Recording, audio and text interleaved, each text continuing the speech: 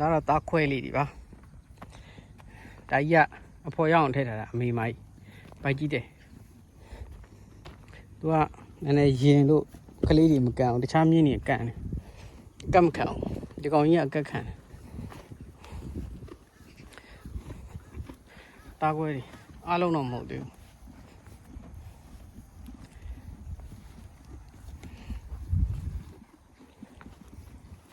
မြက်တွေက6ကုန်ပြီလေအဲကြောင့်မြက်6ဟိုဒီ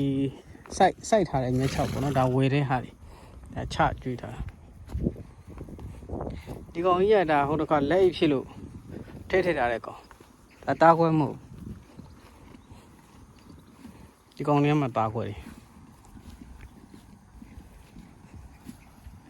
အကုန်တော့မဟုတ်သေးဘူးဒီမှာအထက်မှာ4ကောင်ကလေး4ကောင်နည်းနည်းနှာစီးနေလို့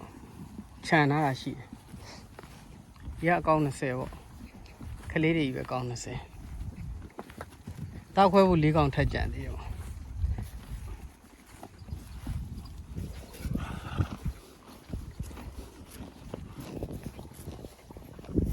ပတ်စာလေးဘလို့လိုက်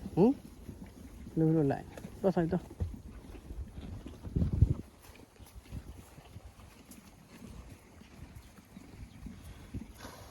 ဒီယုံကကျွန်တော်စီကနည်းနည်းငယ်လေးနဲ့ခွဲတာညာ